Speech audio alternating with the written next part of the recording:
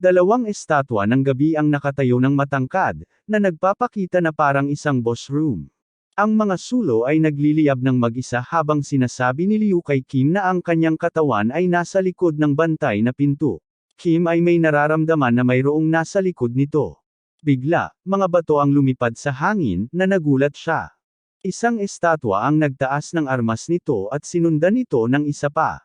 Ang kanilang mga palo ay bumabasag sa sahig, pinupuno ang silid ng alikabok. Mabilis na umiwas si Kim at napagtanto niyang humaharap siya sa mga golem. Umiti siya sa hamon at tumalon mula sa pader, bumagsak sa gitna nila. Gayunpaman, hindi makakataga ng kanyang mga espada ang bato. Pagdating sa malayong pader, inamin niya na mas malakas ang mga golem na ito kaysa sa kanyang inaasahan. Bagaman siya ay tinatakam na pumasok ng palihim sa silid ng trono, alam niyang hindi niya maiiwan ang mga kaaway sa likod. Tumalon siya at tinamaan ang ulo, pero ang kanyang mga talem ay nag-iwan lamang ng maliit na marka. Pinagpupunit ang kanyang mga ngipin, inihahanda niya ang sarili habang ang susunod na atake ng golem ay tumama sa sahig at siya'y pinapapailan lang. Ang kanyang katawan ay nanginginig, ngunit pinipilit niyang tumayo, alam na hindi makakatulong ang puwersang brute. Ang mga golem ay masyadong mabigat, kahit na pinatindi na ang kanyang mga sugat. Sumisigaw si Bronhart na gumalaw siya, pero hindi kumikilos si Kim. Pinapanood niya habang dumarating ang susunod na atake. Sinabi ni Liu na gamitin niya ang lakas ng kaaway sa halip. Nagpapaandar si Kim at naghahanda. Ang mga estatwa ay umuswing at si Kim ay humarang sa tamang sandali, na nagdudulot ng pagbangga ng kanilang mga palakol. Tumalon siya pabalik, at ang ulo ng isang kabalyero ay nabasag habang ang isa naman ay nahati. Bumagsak si Kim sa tabi ng kanyang mga espada habang bumabagsak ang dalawang sirang estatwa. Pinuri ni Liu ang kanyang guro sa mahusay na paghawak sa sitwasyon.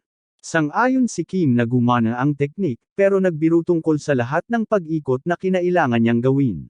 Habang siya ay tumatayo at kinukuha ang kanyang mga espada, tinanong niya si Liu kung ano ang ibig niyang sabihin tungkol sa kanyang katawan na nasa likod ng pinto. Ipinaliwanag ni Liu na ang kanyang lumang katawan ay naghihintay doon at binalaan na ito ay makapangyarihan noong siya ay buhay pa.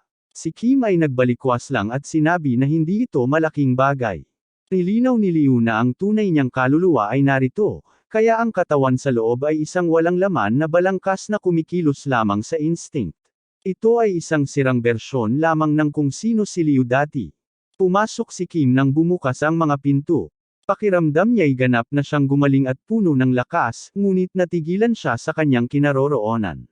Isang tinig ang umuukit sa buong bulwagan, nagtatanong kung si Kim ang nagising sa kanya. Sa dulo ng pasilyo, may isang lalaking nakaupo sa trono na may nagliliyab na mga mata na nakatuon kay Kim. Tumayo siya at ang kanyang matinding presensya ay pumuno sa silid. Kinagat ni Kim ang kanyang mga ngipin at sinubukang unawain kung ano ang kanyang nakikita. Nagtataka siya kung ito na nga ba si Liu. Ang lalaki ay tumatawa sa isip at dahan-daang bumababa sa hagdang bakal. Ang distansya sa pagitan nila ay lumiliit. Sabi niya siya ang tunay na tagapamahala ng lahat ng demonyong bagay at espada. Kim ay napapatingin sa gulat nang makita niyang ang kanang braso ng lalaki ay puro buto habang ang kaliwa ay mukhang normal. Ipinapakalat ng lalaki ang kanyang mga braso at kalahati ng kanyang mukha ay isang kalansay. Sa mahinahong tinig, sinabi niya na siya ang hari ng mga demonyo. Naalala ni Kim ang higanteng mata mula nang unang magkita sila ni Elle at ngayon ay napagtanto niyang pagmamay-ari ito ng isang demonyo. Nahihirapan siyang maniwala na si Liu talaga ang hari ng mga demonyo. Isang patak ng pawis ang dumadaloy sa kanyang pisngi habang may kakaibang bagay na pumipigil sa kanya na marinig ng malinaw ang pangalan ng lalaki. Sabi ni Kim na maraming lihim ang lumabas sa laban na ito at nagtataka kung sapat na ba ang pagwasak sa katawan. Tahimik na sinabi ni Liu na ito ay isang balangkas lamang at inamin na hindi niya alam kung sino ang gumawa nito ngunit sinabi sa kanya na sirain ito upang walang makapagpatawa. Pinigilan ni Kim ang kanyang pagkakahawak at binalaan si Igo na huwag magsisi dito. Pabilis siyang tumakbo at sumugod, ang kanyang mga nagliliyab na mata ay nakatuon habang ang kanyang mga espada ay lumilipad patungo sa Demon King. Umiti ang kalasag at madaling umiwas. Bumagal si Kim at hinarap ang kanyang tingin, determinado. Ipinakita ng Shell ang kanyang mga pangil at umatake ng napakabilis. Bawat atake ay pumapalya at ngumingiti ang Shell, nagbabala kay Kim na mag-ingat habang nag-iipon siya ng mga alon ng enerhiya. Mga talem ay mabilis na lumalapit kay Kim. Tumalon siya pabalik sa tamang oras at ang puwersa ay nagpalipad ng makapal na ulap ng alikabok. Si Kim ay nagmukmak at napagtanto na mas malakas ang kalaban. Ang kaaway ay lumilikha ng sarili nitong mga talem, pinupuno ang hangin sa paligid nila. Pinahahalagahan ng Demon King ang kanilang pagsisikap ngunit sinabi niyang wala silang sapat na lakas upang masaktan siya. Kim ay nang-aasar kay Liu, tinatanong kung palagi ba siyang ganun magsalita. Tumingin si Kim sa paligid ng silid at nakita ang isang pader ng mga lumulutang na espada, na nagpapahirap na makalapit. Tinanong ng Shell kung iyon na lahat, pagkatapos ay walang pakialam na piniglas ang kanyang daliri. Dumating ang 12-dosenang mga espada, lahat ay nakatutok kay Kim. Inihanda niya ang sarili habang bumagsak ang bagyo ng mga talem na may malakas na pagsabog, sumisid ng malalim sa sahig. Ang Demon King ay nagpakawala ng mababang tawa. Sinubukan ni Kim na lumapit mula sa likuran, ngunit nagpalabas ang Demon King ng isa pang alon ng mga talem at tinanong kung nababaliw na ba si Kim sa paglapit ng ganoon. Dumadaloy ang dugo sa hangin habang sumisigaw si Kim at tumalon pabalik. Ang kanyang mga espada ay tumama sa sahig habang ibinababo niya ang kanyang ulo. Tinanong ni Ellen Bronhardt kung ayos lang siya, habang pinapaalala ni Liu na mag-focus sa susunod na alon ng mga sibat. Itinaas ni Kim ang kanyang mga talem sa tamang oras upang harangan ang isa pang atake. Mas maraming mga talem ang dumating sa kanya, bawat alon ay mas mabilis kaysa sa huli. Ang tuloy-tuloy na pag-atake ay parang nakikipaglaban sa isang hukbo ng mga mandirigma. Naalala niya na ang Shell ni Liu ay nag-angking siya ang master ng mga demonyong armas. Kim ay naguguluhan at nagtanong kung lahat ba ng mga taybak na ito ay demonyo. Kumpirmahin ni Liu na oo, ipinaliwanag na mababa ang antas ng mga ito at hindi ginagamit ang buong kapangyarihan nila. Nagtataka si Kim kung maaring ma-absorb ng ego ang mga ito, ngunit sinabi ni Liu na imposibleng mangyari iyon. Ang bagyo ng mga talem ay patuloy na dumarating. Inamin ni Liu na wala na siyang ibang ideya at napansin na ang lugar na ito ay kontrolado ng laman, hindi ng kaluluwa. Kim ay nakakaramdam ng paninikip sa kanyang tiyan, na pagtatanto na sila ay nasa seryosong problema. Habang mas maraming talem ang bumabagsak patungo sa kanya, sinabi ni Liu na maaari siyang magbahagi ng kaunting kapangyarihan dahil sa espesyal na kalikasan ng lugar na ito. Tumindig si Kim ng matatag, itinutok ang kanyang mga paa habang humihingi si Liu ng mas maraming oras. Nagtataka siya kung talagang ganito lang kadali. Inactivate niya ang kanyang speed boost at tumakbo pababa ng pasilyo, masyadong mabilis para mahuli siya ng mga talem. Tumigil ang atake at kumunat ang noo ng Demon King, tinawag siyang nakakatawa.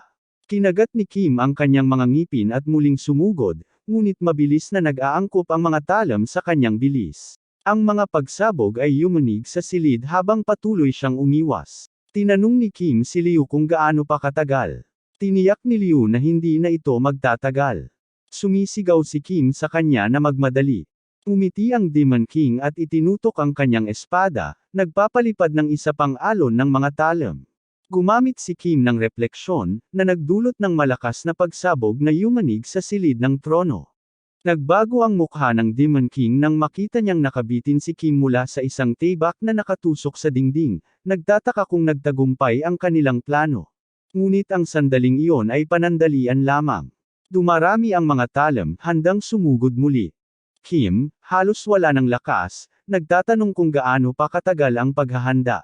Pinuri ni Liu ang kanyang pagsisikap, ngunit mabilis na lumalapit ang mga talem.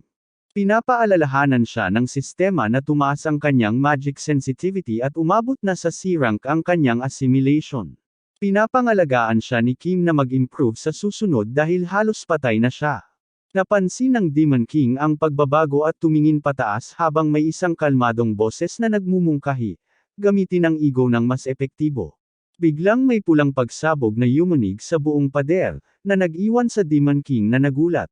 Sinabi ng boses kay Liu na tinuturuan niya ang kanyang guru tungkol sa kamatayan. Usok ang pumapalibot kay Kim habang inihahayag ng sistema na maaari na niyang kontrolin ang kamatayan. Tumangala ang Demon King at nakita ang pulang enerhiya na nagtitipon malapit sa kisame habang bumabagsak ang mga espada sa paligid nila.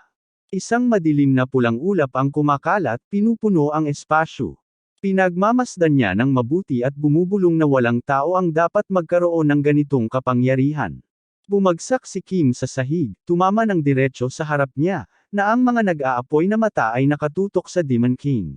Ang katawan ng Demon King, na ngayon ay natatakpan ng mga talim, ay naglabas ng sigaw at inangkin ang kapangyarihan bilang kanya. Dosenang mga talim ang sumabog pataas, umiikot ng mabilis hanggang mabuo ang isang napakalaking ipo-ipo. Si Kim ay nananatiling nakatayo sa gitna habang ang lalaki ay nagkalat ng kanyang mga braso at nagdeklara na pupunitin niya ang kanyang kaaway. Ang mga talim ay sumugod, ngunit kumikislap ang mata ng espada at isang pagsabog ng pulang enerhiya ang sumiklab sa gitna ng bulwagan. Hinahatak nito ang mga talim patungo rito habang kumakalat ang madilim na ulap sa hangin. Si Kim ay natigilan sa pagkabigla habang tinatanong ni Bronhart kung nanalo na ang kanilang amo. Isang anino ang lumitaw sa gitna ng ulap na may dugo na tumutulo mula sa kanyang bibig. Ang hari ng mga demonyo ay nagtipon ng enerhiya sa kanyang buto-buto na kamay at idineklara na walang sinuman ang makakatayo laban sa kanya. Isang mahabang espada ang nabuo sa kanyang kamay, kumikislap ng madilim na kapangyarihan habang sumisigaw siya at tinatawag si Kim na isang simpleng tao. Tumama ang atake sa lupa, lumilikha ng malalim na marka, habang tumalon pabalik si Kim, iniiwasan ang alon bago pa man ito makasira sa pader ng kastilyo. Kinagat ni Kim ang kanyang mga ngipin, napagtanto na ang bagong kapangyarihan ay winasak ang maraming demonyong espada, ngunit nananatiling nakatayo ang Demon King. Binalaan ni Lu na may natitira pang lakas ang balati. Umusog si Kim at sinabi kay Lu na tumigil sa pagyayabang at subukan ulit. Nagkatitagan ang dalawa, nakahugot ng mga espada. Nagbabala si Lu na ang paggamit ng kapangyarihan ng isang beses pa ay magiging huli na, ngunit sumagot si Kim na sapat na ang isang beses. Tumaas siya mula sa lupa na may isang pagsabog ng bilis at tumakbo mula kaliwa hanggang kanan. Ang Demon King ay nagmamalaki at sinabing wala pang natutunan si Kim. Ipinagpag niya ang kanyang espada gamit ang dalawang kamay at ibinagsak ito sa lupa, nagpalutang ng makapal na ulap ng alikabok. Tumigil si Kim at humarang kasama si Lu, ang impact ay nagdulot sa kanya na magngalit ng ngipin. Tumatawa ang Demon King at tinatawag siyang Pulgas, tinatanong kung ano ang balak niyang gawin ngayon at kung talagang balak niyang hamanin siya, ngunit mabilis na nawala ang ngiti. Ang espada ay tumutulak laban sa kaliskis, ngunit ang pangalawang sandata ay nawala. Ang espada ni Lu ay lumitaw sa likod ng Demon King, at siya ay nagulat na tumingin sa paligid habang tinamaan siya ng sibat.